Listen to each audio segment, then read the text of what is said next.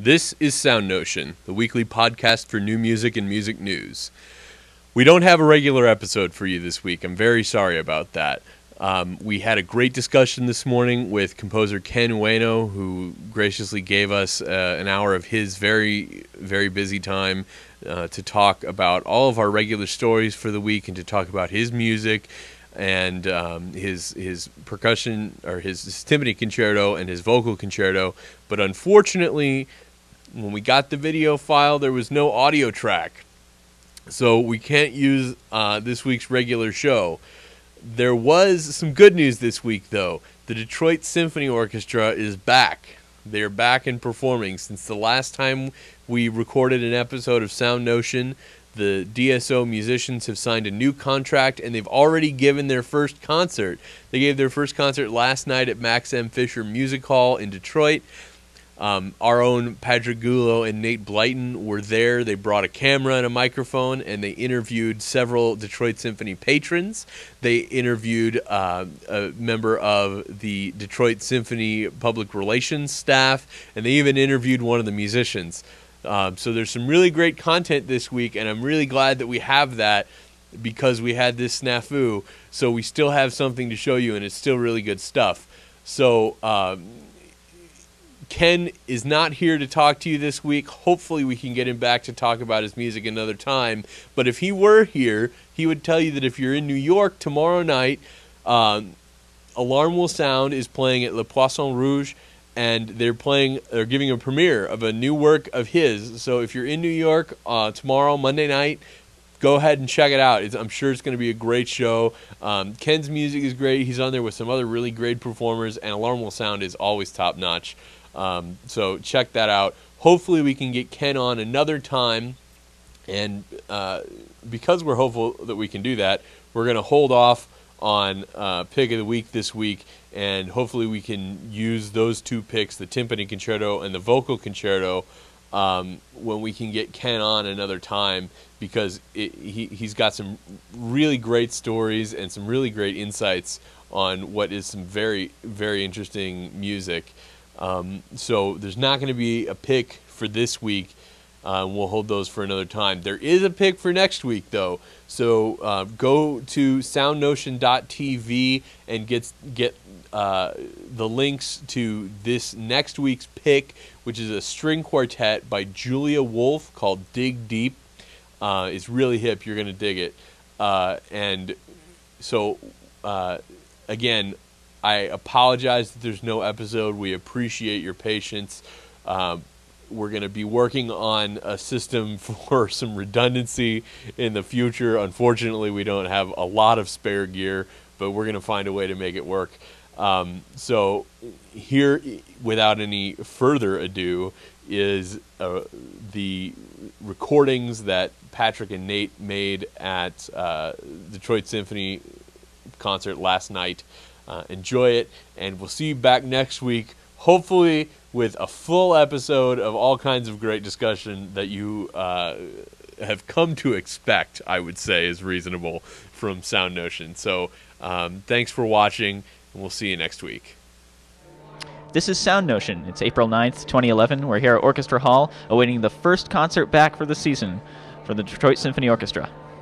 So we're here with Hannah in Orchestra Hall for the Detroit Symphony Orchestra concert. Hannah, are you excited about the concert tonight? I am so excited. I'm so glad that the DSO is back and that I get to listen to them perform. Are you looking forward to the program? Oh yes, I'm so excited for Candide because I actually played that in band shortly ago, and I love Summon the Heroes, and I don't remember what else they're playing other than the New World Symphony, which is one of my favorite symphonies, so I'm pumped. We're here with Amelia and Matt. They're getting ready to watch the DSO concert. Are you guys excited? I am super excited. Very excited. I think it's an awesome program, and it's awesome. I'm just excited to be here for the first weekend since they've been on strike. You know, it's kind of a big deal. First time they're playing too, you know, Saturday night. Right. Do you think they'll bounce back just the way they had been playing, or maybe even better? Well, I'm a fan on their Facebook page, so I've kind of been seeing like the inside, you know, like how people are reacting to this. I think overall people are excited that they're back. You know, I think that's what like the people want, you know, like for culture in the city and everything. I think there's definitely some disappointment too, like for myself as well. You know, like the whole season's pretty much past. There's just the spring now. So it's kind of like the disappointment that we missed that, and we missed that culture, you know, and that richness that we had. So what were you doing to get your, if you will, arts fix while the DSO was on hiatus? Were there any other orchestra concerts, chamber music, art museums? What were you doing in the meantime? We actually went to, well, we're a big fan of the DIA, but we actually went to the Plymouth Symphony Orchestra, which was close, because the DSO was on strike that we're saying, okay, we want to do something special, so where are we going to go now? Yeah, I'm excited. This is actually my first time coming, so I'm really excited to see them back in action, so they hear them play. Okay, I'm interested to hear anything at this point after not hearing anything for so long, to be honest. I think they'll be able to bounce back. I think, if anything, they've drawn more community members in through all of the outreach things they've been doing. Yeah. I would say most definitely.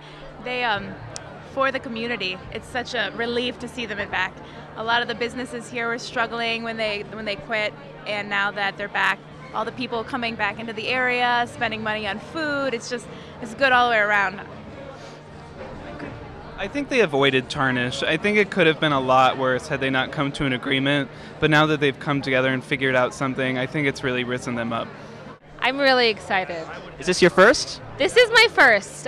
We moved to Detroit in August of last year, so it's our first. The strike has been going on the whole time that we were here, so I'm really excited. Are you guys looking forward to attending more concerts in the future? Yes, definitely. We were looking at the program earlier today, and we were thinking we should come more often, yes. Definitely. Have you guys been doing anything else in the meantime, like going to other symphony orchestra concerts or museums? Not really. We went to the music hall once to see some jazz, and actually we wanted to come here to see Bobby McFerrin, but that didn't happen. So no, not really. We love it. We're really excited to have him back, for sure.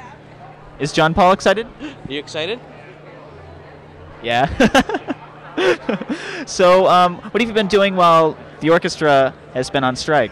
Well, my daughter plays for the CYE, the Civic Youth Ensembles, and we're really proud of her, so we're able to still participate with the DSO in that fashion, playing or having my daughter play the violin for the youth orchestra. So we still are a part of it, so it's great. We're looking forward to a great comeback and many concerts to come, and we particularly love Sharon Sparrow and Bill Lucas, who are really close friends of ours, and we look forward to hearing them again. Do you think the orchestra not having played for such a long time, will this really hurt their image in the long run? I don't think so. I think they're such a fantastic group of musicians that they won't have any problem making a huge comeback, and all of Detroit, I know, has missed them and loved them. So. Oh, it was just perfect. All my favorites were played, and when they played Rodeo at the end, it just perfect ending for a perfect concert. Now there was a little bit of trouble getting a seat, but it seems like you it was for the better. Yes, everybody worked together, tried to get as many people taken care of. I was kind of happy I was able to stand in the back of standing room only, but that's where I preferred to be. It was just so nice to be back there and could hear everything just perfectly. Do you think this is a good direction for the DSO after coming back? Well, they did the new world, and it's a new Detroit and a new symphony. It's just absolutely great. I thought it was great, a great return of the symphony. Of course, we've missed them terribly, and very excited to have them back. Right. Can't go wrong with the new world, right? No, absolutely not. I haven't heard it in quite some time, and I thought the contrast between the All-American first half with that and, of course, the encore was really a fantastic concert.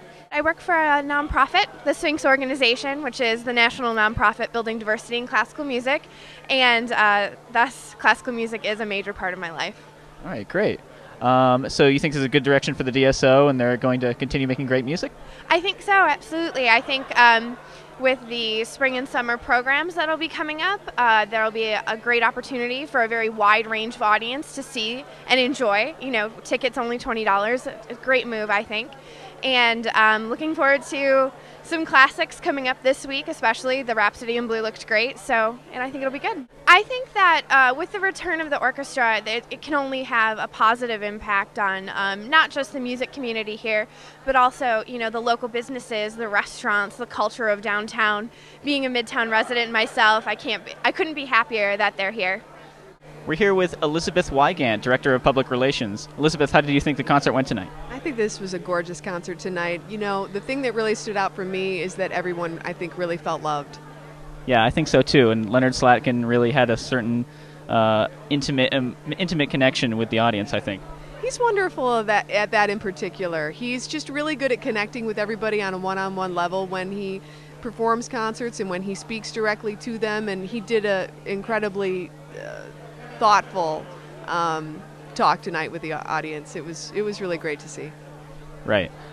So how's it been? How's the development of this concert come in the coming week? As there's been so many changes and everything kind of all happened at once, that there was a moment of consensus in with the organization and the musicians and everything. How has that happened this last week? Has it been pretty smooth?